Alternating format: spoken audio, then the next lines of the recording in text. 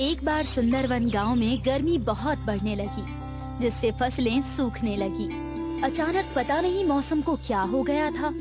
इस बार बरसात के मौसम में भी आसमान से एक भी बूंद पानी नहीं टपका था। सुंदरवन गांव के सभी लोग बहुत परेशान हो गए। आखिरकार उन्हें पानी के लिए दर दर भटकना पड़ रहा था। पता नहीं इस बार इंद्रदेव हमसे क्यों नाराज हैं। बरसात का मौसम खत्म होने वाला है, फिर भी आसमान में कहीं भी काले बादल नजर नहीं आ रहे। मुझे तो लगता है हमारे प्यारे से सुंदरवन गांव को किसी की नजर लग गई है, तभी ये सब हो रहा है। नहीं तो आज तक कभी भी ऐसे हालात देखने को नहीं मिले थे।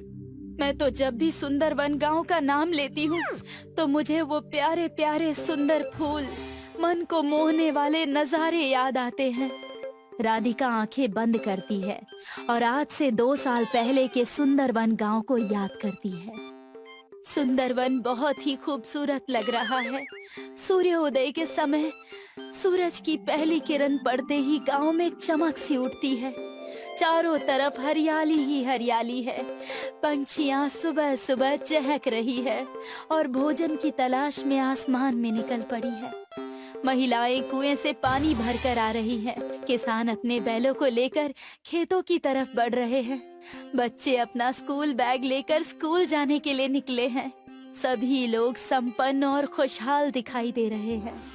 राधिका एक सुनहरे सपने की तरह सबको याद कर रही थी कि तभी वीरेंद्र उसे सपने से जगाता है। अरे कहाँ खो गई? आजकल खुली आंखों से भी सपने देखने लगी हो क्या? सपना नहीं देख रही थी, आज से 2 साल पहले के सुंदरवन को याद कर रही थी। हाँ यार, वो भी क्या दिन थे जब इस गांव में खुशहाली ही खुशहाली, हरियाली ही हरियाली और चारों तरफ चकाचौंध थी। लोग इस गांव को देखने के लिए, यहाँ की खूबसूरती देखने के लिए दूर दूर से आया करते थे। और एक आज का दिन है, इस गांव में जीना मुश्किल हो गया है। पता नहीं आगे क्या होगा। फसलें सूख जाने से सारे गांव में अनाज की किल्लत है। किसी के घर में भी इतना राशन नहीं बचा है कि वो 1 महीने तक भरपेट खाना खा सके। तुम 1 महीने की बात कर रही हो?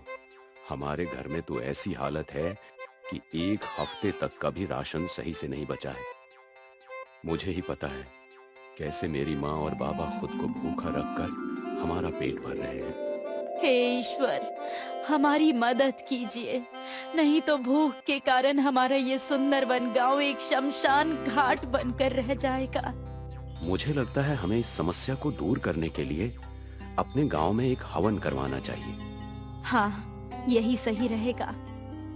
वीरेंद्र और राधिका गांव में जाकर सभी लोगों को हवन के बारे में बताते हैं।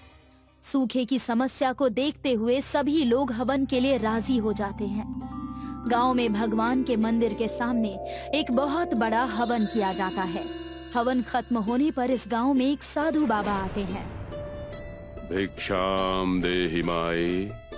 साधु बाबा एक एक करके गांव में सबके दरवाजे पर जाते हैं। हे माई, ये साधु कई दिनों से भूखा है, कुछ खाने के लिए दे दो। बाबा, घर में तो कल रात से चूल्हा नहीं जला है। मैं 1 दिन छोड़कर 1 दिन खाना बनाती हूँ, क्योंकि घर में पर्याप्त राशन नहीं है। ये सुनकर साधु बाबा जैसे ही इस घर से निकलने लगते हैं, वो औरत साधु बाबा को आवाज लगाती है। रुक जाइए बाबा, आप मेरे द्वार से खाली हाथ नहीं जा सकते।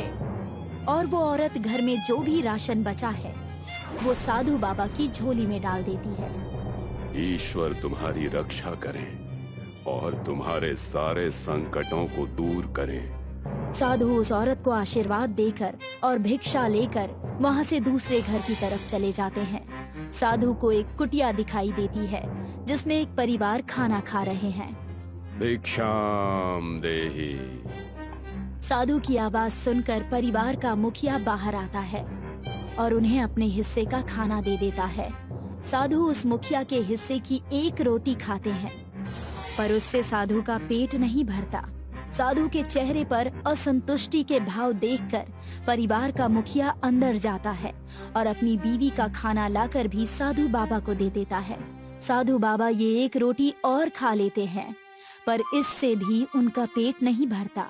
हे सज्जन पुरुष, तुमने ये अधूरा खाना खिलाकर मेरी भूख को और भी बढ़ा दिया है।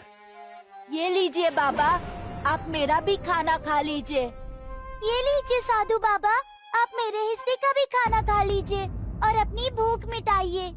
साधु बाबा ये सारा खाना खाते हैं और इस परिवार की सेवा भक्ति को देखकर इन्हें आशीर्वाद देते हैं। हे सज्जन पुरुष, मैं तुम्हारी सेवा और दान प्रवृत्ति देखकर बहुत खुश और चकित रह गया हूँ। तुमने और तुम्हारे परिवार ने खुद को भूखा रखकर आज मेरा पेट भरा है। ईश्वर तुम्हारी रक्षा करे, तुम्हारे सभी कष्टों को दूर करे। साधु बाबा इनको आशीर्वाद देकर अगले घर के दरवाजे की तरफ बढ़ते हैं। ऐसा करते करते साधु बाबा पूरे सुंदरवन गांव में घूमते हैं और भिक्षा मांगते हैं। देखते ही देखते शाम हो जाती है और साधु बाबा इस गांव से चले जाते हैं।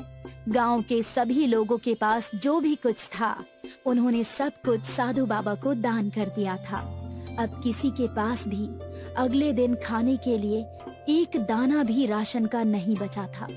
पर जैसे ही सुबह होती है और सूरज निकलता है, तो सुंदरवन गांव के नजारे को देखकर सभी लोग चकित हो जाते हैं, क्योंकि गांव के एक तरफ से पानी की नदी और दूसरी तरफ से चावल की नदी बहने लगती है।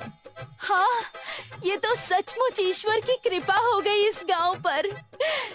सभी गांव वालों ने एक नदी से पानी और दूसरी नदी से चावल लिए और गांव में एक बहुत बड़ी दावत रखी गई।